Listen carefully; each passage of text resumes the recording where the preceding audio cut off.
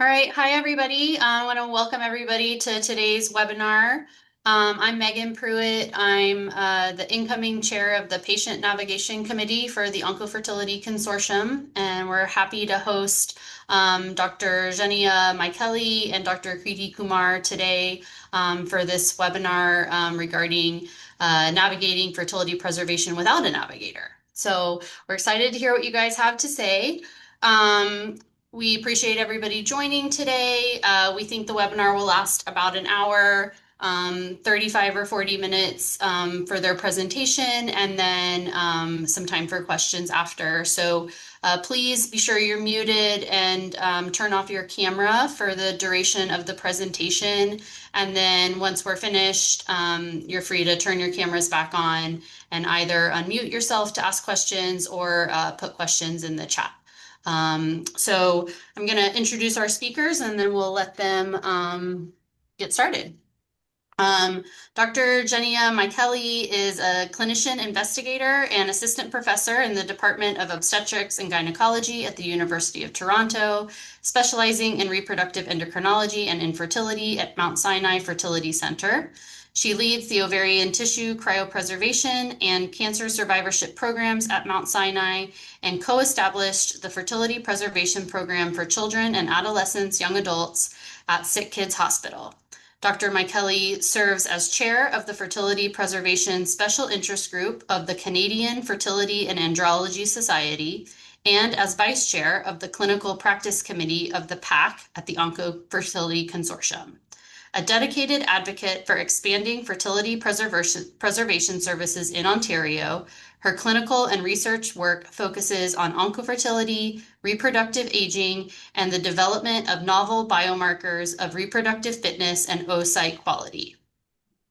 Dr. Kriti Kumar is a pediatric oncologist at the Hospital for Sick Children and an assistant professor at the University of Toronto. Dr. Kumar has a clinical and research interest in pediatric sarcomas, access to therapies, bioethics, and treatment-related toxicity with a focus on fertility preservation. She is the co-director of the Fertility Preservation Program for Children and Adolescents, Young Adults at Sick Kids in Toronto, in collaboration with Mount Sinai Fertility, Mount Sinai Hospital. She has been leading initiatives to develop institutional fertility risk stratification approaches and care pathways for ovarian tissue cryopreservation, sperm banking, and testicular tissue biopsy. Dr. Kumar is also a young investigator in the Soft Tissue Sarcoma Committee within the Children's Oncology Group. Thank you both for being here, and go ahead and get started. Thank you, Megan, for this lovely introduction. Thank you, everyone, for having us today. We will start by saying that we do not have neither myself or Dr. Kumar any disclosures. And our objectives for today will be to review briefly the current paradigms in oncofertility care delivery and pediatric oncofertility programs. We will describe our own healthcare geographic and funding context here in Ontario, Canada. We will talk about, we will share the establishment of a new model for fertility preservation program here in Toronto that is grounded in some new concepts like generative change model. We will tell you about our program key concepts, operational strategies, some differentiators, and of course share with you our early outcomes, some metrics and KPIs. And finally, we will talk with you about exploring our new emerging opportunities and next steps in program development. So I guess for many of you, I do not need to even introduce the topic of having oncofertility navigator. This concept is very well established both in the literature and clinically, with many, many well-established and successful programs that are run by individuals whose role is to be either nurse practitioners or nurses that navigate the program. This is just one of many, many publications that shows how the nurse or the navigator is in the center of care delivery. They often are from the initial level of identifying the patients through oncofertility consultation, the discussion, facilitating referrals, providing social support. You can see that in these images, the navigator is definitely in the center. And the benefits of this strategy are clear. This increases access to care, provides improved streamlined referral ways, and enhances patient experience. And along the way, it also minimizes the involvement of the oncologist and often the reproductive specialist in this way of care delivery. Toronto, there was an oncofertility navigator that operated around 2014, and she was responsible for coordinating and providing oncofertility services for multiple patients. Unfortunately, that role was discontinued because of funding reasons, and this caused a severe interruption in the delivery of oncofertility care at Sickkids Hospital. So clearly, this kind of underscores the fragility of the nurse or navigator-led model that relies on a single individual or in a small group of individuals that possess all the oncofertility expertise in an institution and relying on their maintaining this role.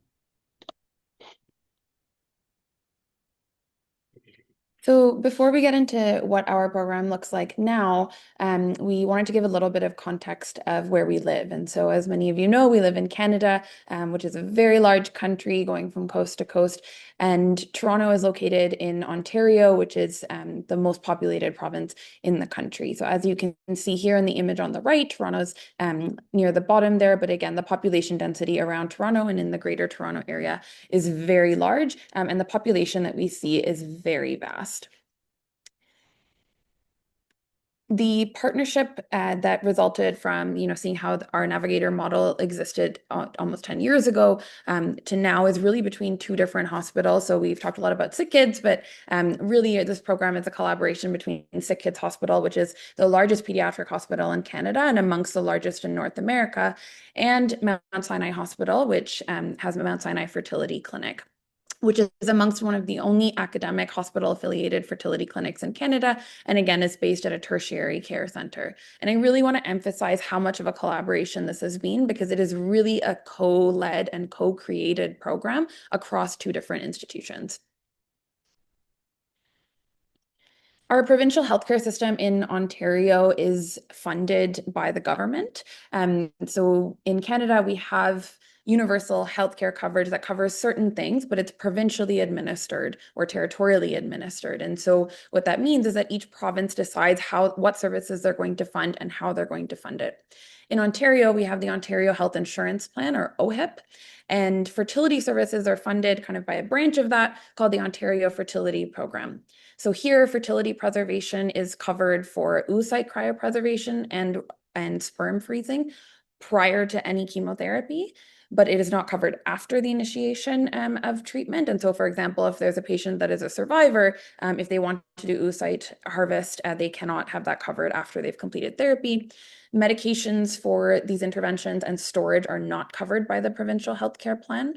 And we're going to talk a lot about ovarian tissue cryopreservation, but as this is a more new treatment or intervention that's being used, this is also not covered by the provincial healthcare plan, even though it has been accepted as being non-experimental in the States, as many of you will know, and then also by Canadian guidelines. So with this context, our two hospitals have put in a lot of investment into this program, which has really enabled its foundation, infrastructure development, and delivery of services that are so important for our patients. So building on the lessons we have learned from the Navigator model here in Toronto, when we set to build this new generation fertility preservation program, we decided to take a different path. This new program was based on new concepts like different and new leadership model, generative change and cultural transformation with aims of cultural transformation. We invested in care pathway development and in knowledge dissemination and prioritized inclusivity and partner engagement as very central concepts in this program. So when we're talking about the new model of leadership, and we said that it's a true partnership, it is also on the level of leadership was a very complementary skill set that came through co-directorship. I came into this partnership as a young investigator, very passionate with oncofertility expertise. And I was very fortunate to partner with Sarah Alexander, who was a very experienced mid-career, very senior hematologist oncologist with a lot of institutional know-how, how to navigate complex systems and to build new programs. And together, this partnership was a very synergic and balanced, and kind of led to the foundation of this program. As I just described Sarah, she was so amazing, and she moved on and was promoted. So she's now the head, or the division head, of the hemato-oncology department and bone marrow transplantation in BC Children's in British Columbia. And in her place, Dr. Kriti Kumar stepped in, who brought immense dedication, fresh perspective, and has proven herself as a true leader in this program. So most importantly, we all had a very shared purpose to create a program that would be inclusive, non-hierarchical, that would be built from the bottom up. And you hear us say that a lot. It was a grassroots initiative that was really driven by the people at the front line. We kind of grounded ourselves in this generative change model that is a very well-known and established model for organizational change, because our core purpose was to change the culture of our institutions, to make oncofertility care integrated within the pathway of oncology care delivery. So several key strategic decisions were made. One of them was the formation of multidisciplinary groups, or we call them working groups, that we'll hear much more about in just a few minutes, and the concept of distributed leadership, having champions coming from all levels of care, not necessarily physicians. These can be nurses, NPs, trainees, administrators, social workers. All were put in leadership positions within the program to drive and further develop the content of our work.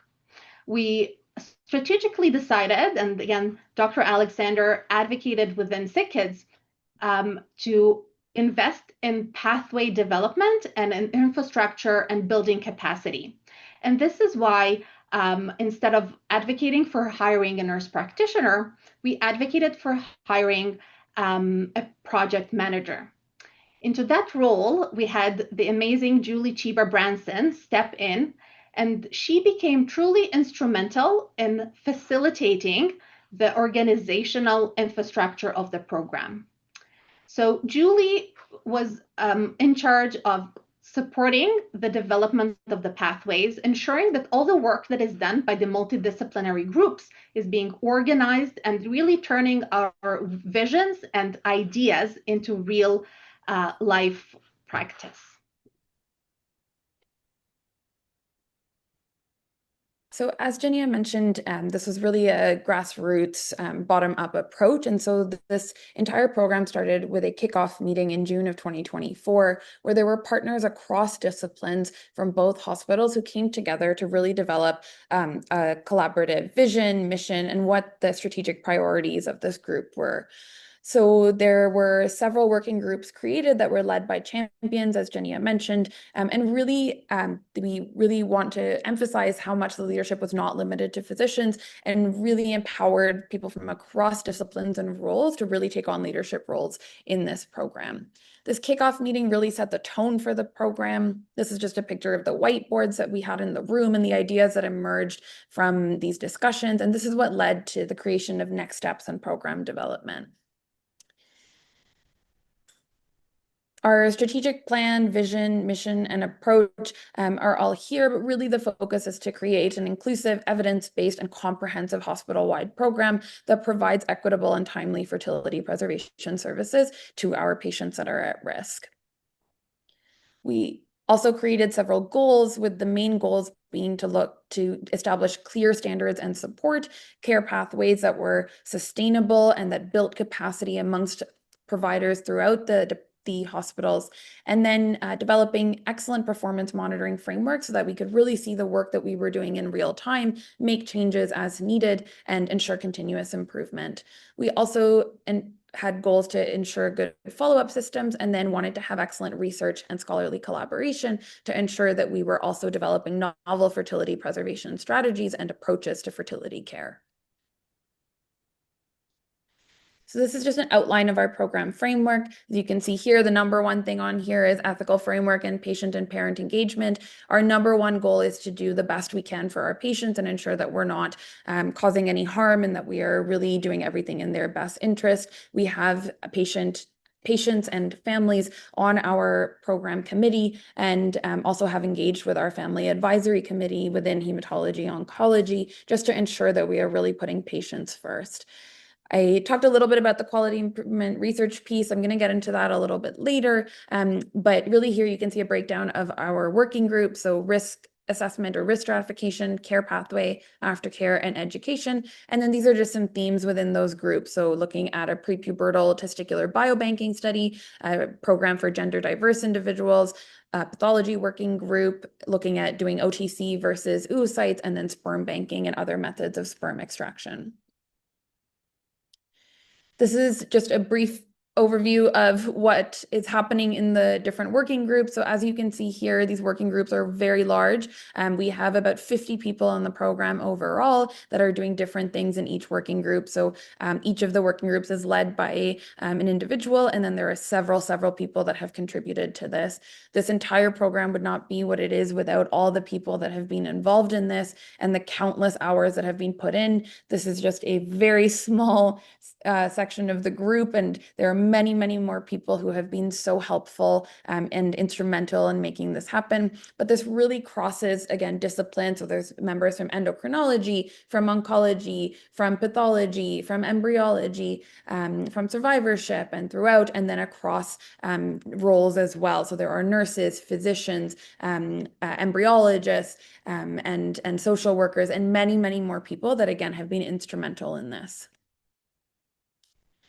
I'm going to talk about the actual working groups and what we actually did in each working group now, just to show some of the early wins in this program.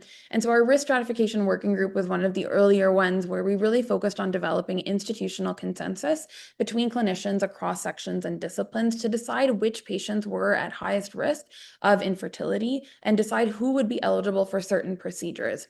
So we had presentations with all the different sections across Sick Kids Hospital and discussed, based on the literature and what we do know, which is limited, as many people on this call will know, what is the best decision that we can make for our patients to decide who is most at risk.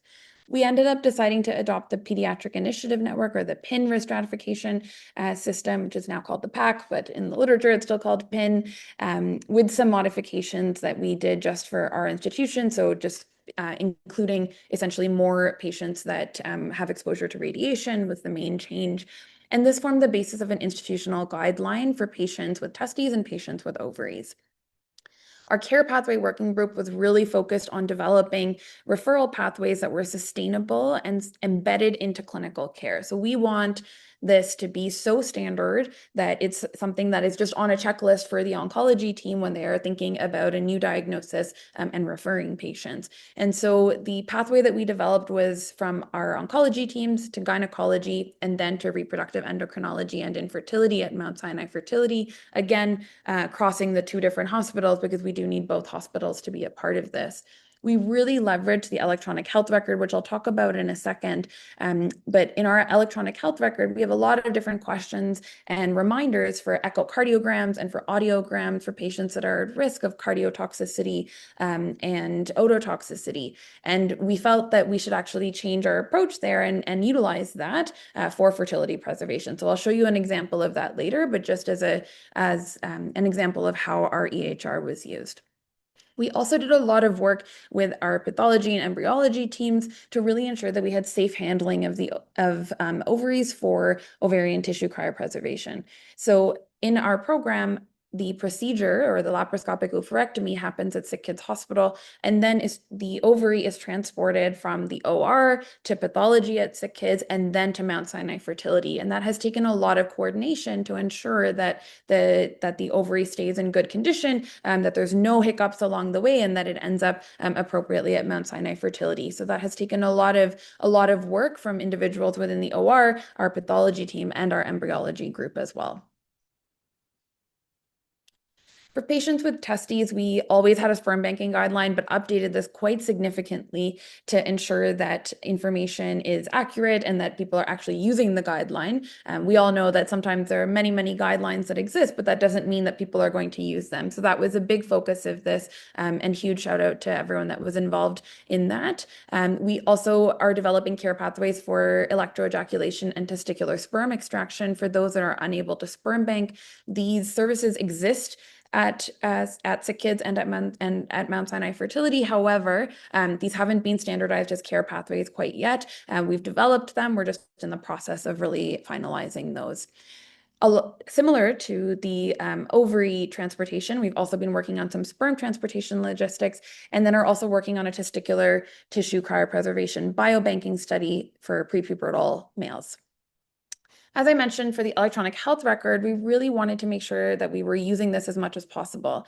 At Sick Kids, we use Epic, which many centers do, and we tried to implement blood work order sets to make ordering labs very easy for patients that were undergoing ovarian tissue cryopreservation and sperm banking, and then also developed several standardized referral templates to make it easier to refer between different divisions within the hospital, and then also to Mount Sinai Fertility as well.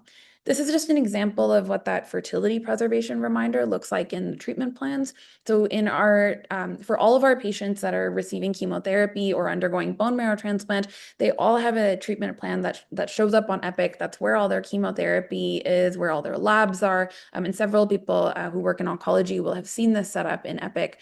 And as I mentioned, we have reminders for, did you do an echocardiogram before this cycle? And did you do an audiogram before this cycle for those that are receiving therapies that put them at risk for cardiotoxicity or ototoxicity? And so we decided to do the same. And so we put in questions about fertility preservation into each of these treatment plans, specifically those that were at a high risk of infertility. We piloted this first within solid tumor patients, but have now expanded this to the entire division. And this really serves as a reminder for providers to ensure that they are discussing fertility preservation and that they are documenting it very clearly. And then for our own tracking within the program, we also asked for information about why referrals were not made if they weren't made. I mentioned that we have also developed an institutional guideline, and so this has been a labor of love for many, many people. So we did have a sperm banking guideline previously, which we're refining and is still active, but we had no guideline for patients with ovaries. And so this has been a huge effort by several different individuals listed here within the risk stratification and care pathway working groups, and really goes through which patients we are considering eligible for ovarian tissue cryopreservation, who we can do oocyte harvest on, what investigations and labs need to be done, and the entire referral process, as well as the tissue transportation process, to ensure that this is streamlined and accessible to all frontline providers. Our aftercare working group has also been very active, developing clear pathways for fertility referrals in survivors. At our center, patients that are 5 years post the end of treatment go to our aftercare clinic, and they are seen by a specialist, an oncologist who's trained in survivorship specifically. So these patients, if they're interested in fertility discussions or in looking into different fertility preservation options after they've completed treatment, can be referred to Dr. Jennia Michaeli's clinic at Mount Sinai Fertility. However, we wanted to streamline this to make it easier for providers to send these referrals and to increase these referrals as much as possible. So these clear pathways were developed and integrated again into Epic, and we're working on an active quality improvement project to track that and see how that's improved. And then also develop consensus guidance on anti-Müllerian hormone testing and survivorship. As many people know, there isn't great consensus on this in the literature, and there is a lot of ongoing discussions about this, but we did develop an institutional consensus just to start with that we'll keep refining with time.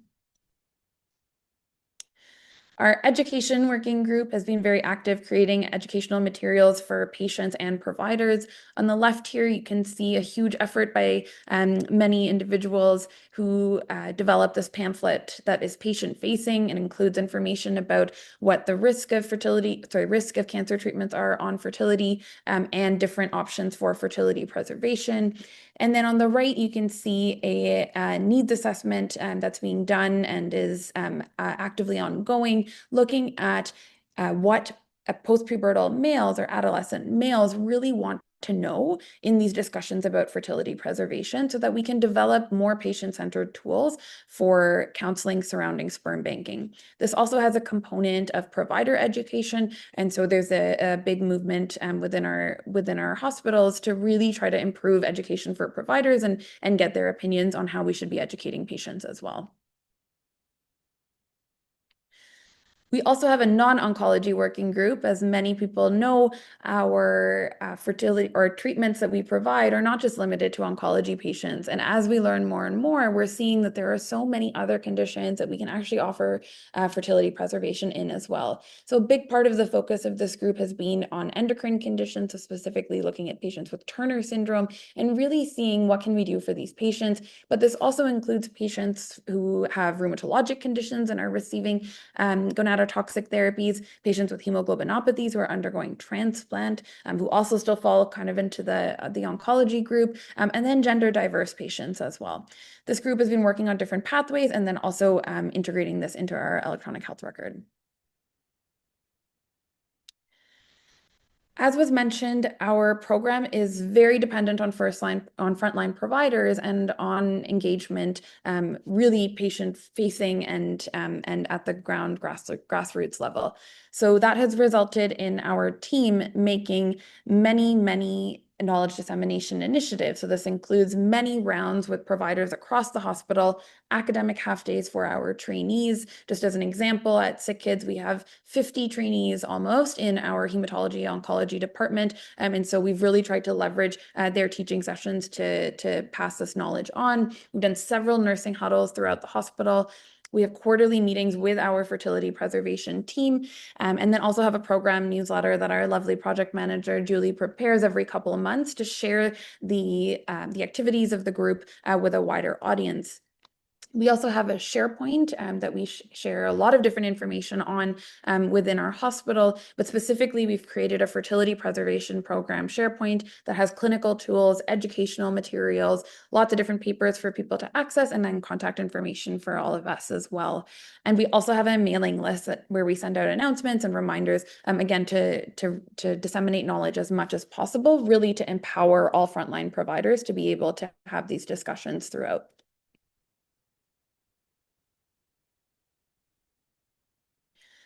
We can't talk about all of our program without talking about everything that we've been able to see so far. So as mentioned, our program is still in early stages, but we're really excited to share some of the early outcomes and early wins that we've had. So we've seen a significant increase in fertility preservation discussions, referrals, and procedures. I'm going to draw everyone's attention to the left in the sperm banking image. So you can see from 2023 to 2024, there were 41 post-pubertal males who were eligible for sperm banking, out of which 25 had a documented discussion, and then 12 underwent sperm banking. So you can see here we're talking about, less than about half, a little bit over half had a discussion, and then less than half of those actually underwent sperm banking.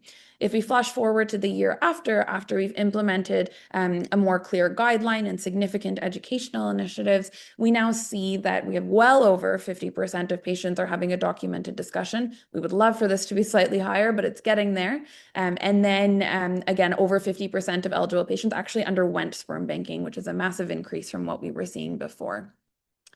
Similarly, for patients undergoing ovarian tissue cryopreservation, with the inclusion of these new pathways, we've seen a significant increase in the number of procedures that we've done, as well as referrals.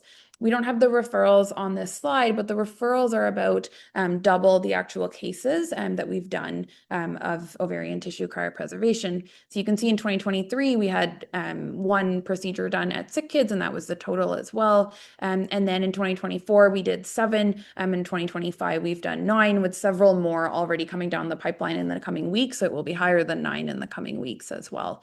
And the number of referrals is essentially double that, with excellent documentation of discussions compared to previous. So we're continuing to refine this and look at these numbers, but so far our early numbers are showing us that at least this model is resulting in increased discussions and increased referrals, which is what we were hoping to see.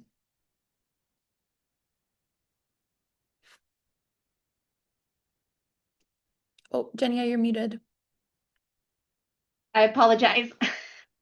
Okay, so as you can see, over the last 2 years, we've had a lot of activity, and we have introduced a true change, and we're seeing a true clinical impact showing, yet we're already thinking about all the pathways that we put in place, and the next step would be to make sure that these are implemented and become sustainable. And for that purpose, we I partnered with Dr. Nicola McCleary, who is an implementation scientist.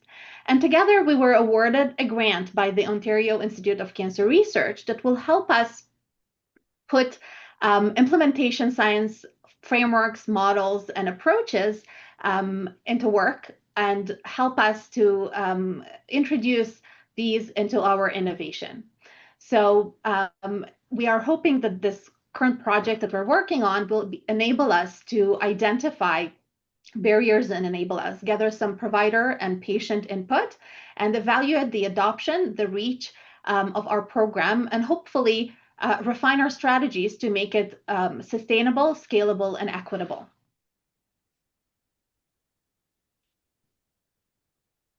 Along with that, we've also been developing an ethical framework and research and quality improvement initiatives within the program. So many people will know that there are so many challenges that are ethically distressing with fertility preservation, including what to do, if patients have poor prognosis, what to do regarding resource allocation, what to do with financial toxicity, and that is really challenging to navigate. And so what we've done is put together this expert multidisciplinary panel across the 2 hospitals with ethicists across both hospitals, as well as leaders in ethics, again, across both institutions, and leaders in fertility preservation. The goal of this is to really develop a guidance document and a framework to help guide some of this decision making, and also guide program level decision making to ensure that we're doing things in the most fair way. This is actively ongoing, so more to come on that, but hopefully we'll have this done by Delphi consensus in the coming months. We also have 5 active quality improvement projects, some of which we showed some of that data for previously, and then also have 7 ongoing research projects with more in early stages. And again, I would like to stress that these have been led by a variety of different people across disciplines and across roles, with lots of trainees. So it's been wonderful getting so much trainee engagement in our projects here. Okay, so now, well, we kind of showed you how much progress and how remarkable everything we achieved is. We are not without challenges, and it's important to highlight these as well. So first and foremost, clearly the funding and the institutional support are crucial to enable us to continue and sustain this introduced change. As we mentioned, currently, a major part of pediatric fertility preservation services, which is ovarian tissue cryopreservation, are not currently funded by the provincial government. So we're very hopeful, we're very strongly advocating for policy change, and we hope this will, of course, be accompanied by funding allocation. We're very hopeful that this will be coming soon. As we mentioned, this program was deliberately set up from the bottom up. Our success is entirely through frontline provider engagement, which means that their continuous engagement is key, and we're fully reliant on continuous, momentum. As we mentioned, the leadership buy-in followed the initial initiative and commitment that came from the frontline providers. We, of course, need to continue and enhance our educational initiatives that will be crucial in facilitating future, the generation of the new generation of providers that will be stepping in. Our aim, our ultimate goal is to reach a stage when we completely normalize oncofertility discussions, to reach a stage when it is completely second nature, when oncology care is delivered. We feel we're definitely moving in the right direction, but we're not quite there.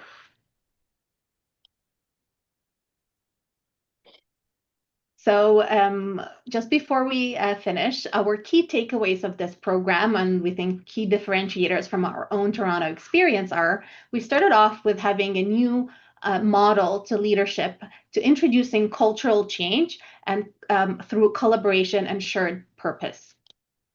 We had a distributed leadership, very inclusive, and as we mentioned many times, through institutional partnership, through co-directorship, and multiple champions across disciplines and roles in the institutions. And as we said, not only physicians. Again, this is a bottom-up initiative, meaning the program was built through small personal interests and a lot of people coming together. We're informing the program through frameworks of implementation science, thinking about the future sustainability of the pathways that we put in place. As we mentioned, we decided to invest in infrastructure in the role of a program manager, putting policies, pathways, and heavy reliance on electronic health record integration to make the use of these pathways as simple as possible and accessible to every provider. Again, we prioritize knowledge dissemination, education through multiple modalities, through rounds, newsletters, meetings, to create a shared accountability and responsibility. And I will go back to Dr. Kumar's analogy. We're hopeful that all of this will make fertility preservation as common and as natural as ordering an echocardiogram or audiogram, and any oncologist would be confident and feel the responsibility to provide that type of care. So we invite you all to join us in our quest to make fertility preservation a complete standard in oncology care, and we're happy to answer any questions.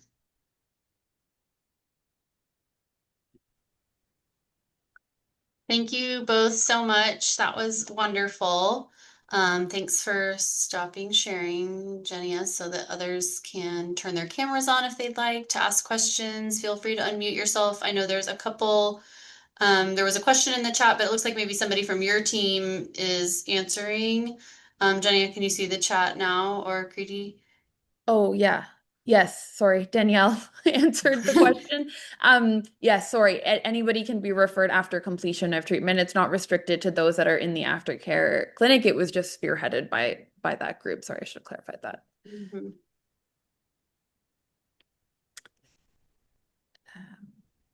Can I jump in and ask a question? Is that okay? Absolutely. Yeah. Hi, thank you so much for presenting. It's wonderful to see the program and the efforts that you've put in to really be thoughtful and build such a comprehensive and wide-reaching program. I think I guess you're talking about in, some of these implementation next steps, getting patient and family feedback, but what is your initial thoughts on how the quality of these discussions are and how varied that is between providers? Because I think that when oncologists are presenting something like an echo and audiogram, there aren't the layers of kind of family and cultural considerations and potential awkwardness, or thinking about if, what kind of their sexual development is, and all those kind of assessment pieces that I'm sure vary across providers. Like, how have you heard feedback, how that's been going? Yeah. It's a great question. We have heard feedback about that. So there definitely is variance in how this counseling happens. One of the big parts of our program is that we've had so many repetitive meetings with all of these frontline providers to really reiterate these conversations and to try to provide them with tools so that they do feel comfortable with it. especially with trainees. We've tried to have them, try to even set up, how are you going to work through challenging cases? How are you going to have these discussions with cultural humility? All of that, we're trying to build into a lot of that education. And we're also setting up a retreat in the coming year as well, just to really help with that comfort piece. As you said, there's so much discomfort amongst providers in having these discussions, and that's probably the hardest part and the biggest barrier, in the literature, but also anecdotally that we've seen. So we're really trying to target that with all of our educational initiatives. And so hopefully that gap won't be as big. I think it does exist right now. But I think with time and with the efforts that this whole group is putting in, we're hopeful that we'll address exactly that gap. But time will tell, so we'll see.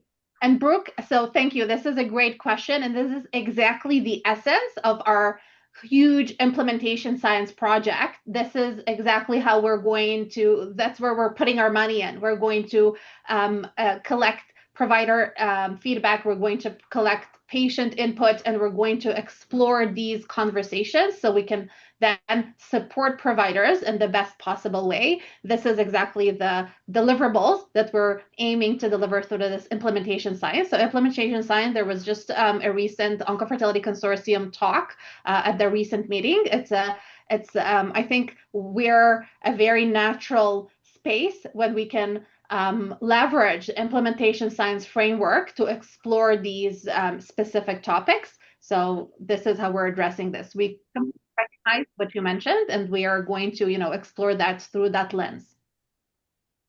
Great. Well, good luck. Yeah, this is amazing. Thank you for sharing. Thanks for. I think there's another comment in the chat from Ali about AMH, a recommendation on a AMH like threshold, I guess, to refer to REI.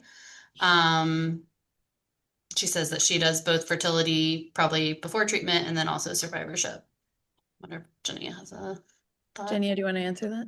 Yeah, sure. So actually, AMH, we had a lot of discussions about AMH in our aftercare group, and I think Dr. Wideman is here, and there is no threshold because AMH, and this is my philosophy, and those of you, I made a calculator that is available online, publication is soon to come out. So we do not have a threshold because AMH is age dependent.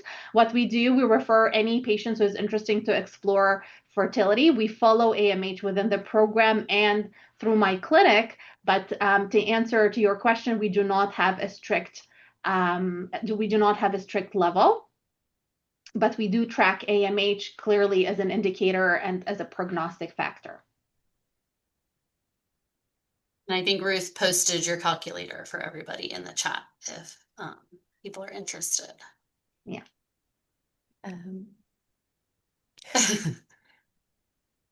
Ali agrees that it's confusing. Yes, and exactly. We share the same, but I also was extremely frustrated that there was no calculator because AMH is age dependent when when often there are adult REIs like myself seeing a patient who is 34, it's very clear to us if their AMH is considered low or high. But when I'm seeing a 15-year-old, it was hard for me to detect. So this is why I created this calculator, and you can all use it in your clinics. I think it's helpful, and we're using it here. And you said there's a publication pending. Yeah, I just to exactly discuss this issue, how oftentimes people perceive AMH. They think I've also there was one webinar about survivorship, and there was a suggestion that AMH below 1 nanogram per milliliter would be considered a threshold, and I kind of disagree with that because AMH is age dependent. We cannot fall back on this. And this is why I think the approach of percentiles is wiser, and this is what I describe in that. Yeah.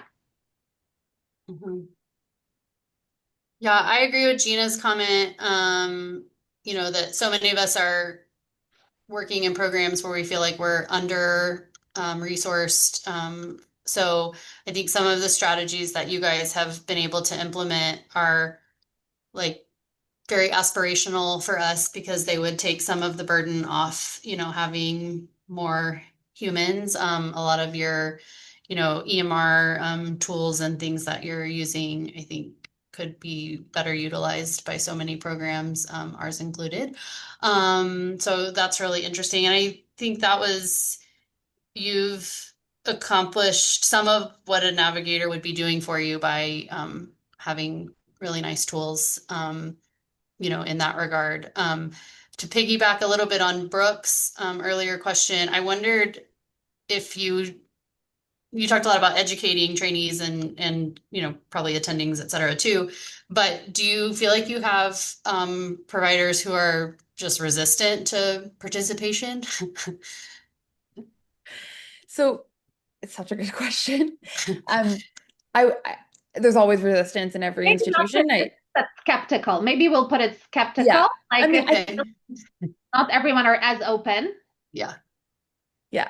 I think it's just goes back to discomfort, right? I don't think anyone's sitting there saying, we don't want to do something good for our patients. I think it's just that when people don't know, it's really hard to then have these discussions. And then when you're uncomfortable having these discussions, that leads to not having these discussions. So I actually think everyone has been incredibly open. I think we've already seen a huge culture change. We piloted a lot of these pathways within our solid tumor section. And because I work in that section, it was so nice to see everybody talking about it so much. It was coming up in our weekly rounds, and that's really starting to pervade through a lot of the different sections throughout the hospital. So I do think that culture change is starting to happen and has happened in a lot of different people, even just by virtue of how many people are involved in the group, which is continuing to exponentially expand, and how many people want to get involved. But there are still challenges with getting everybody engaged. And so we've been pretty persistent with engaging frontline providers and trying to provide as much evidence as we can, really trying to understand where their concerns are, where these discomforts are coming from, and then addressing those. So I think, having those frequent conversations has been really helpful, but there will be more too. But hopefully that'll help address some of it. So yeah, just to reiterate, we hope we did a good job in providing credit to all the amazing individuals in this program. And clearly we're very rooted in evidence. And the Oncofertility Consortium is just a great source of evidence. So there are many questions that we're being asked that we can, go back to the Oncofertility webinars and say, these are the best standards. These are the latest publications. So we really feel like we're there to answer questions, and we're so happy that people come and ask us questions. So just to generate a conversation, going back to this generative model, having people talk about it and express if they're skeptical and express if they have concerns, this is exactly what we wanted, so we can address these concerns. Yeah, well, I mean, I was impressed to hear 50 people is a lot to be involved in. And we're concerned that we didn't mention anyone, so it's really a lot of participants, and this is where the success lies. Yeah, it's really interesting. I did see another question in the chat, which is kind of similar to some of what we've talked about, but just about whether the oncologists and hematologists are confident in delivering fertility preservation options to their patients.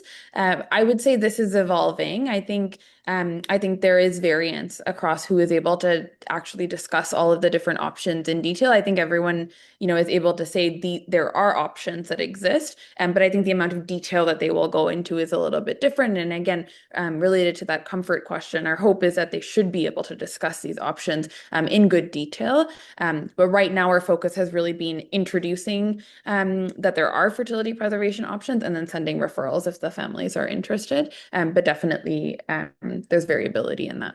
Yeah, and this is exactly why we have the pathway. So like the oncologist's role is to provide the risk stratification, to identify that there is risk to fertility, and to activate the pathway. Not necessarily that they need to provide all the nitty-gritty and the difference between eggs and tissue harvest.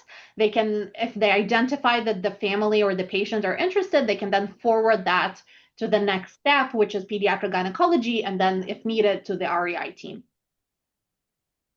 And the sperm banking comes to REI as well? Is that how it works for you? So it does, but it's actually a direct referral from the oncology team to sperm banking, and it happens quickly, kind of within 20, like whenever the family needs to do it. So it doesn't require a consultation for sperm banking. Got it. And the pathway for electroejaculation and testicular biopsy for sperm extraction or testicular sperm extraction is through urology at Sick Kids. So they do the procedure, and then again the tissue or the sperm is transported over to REI at Mount Sinai. Great.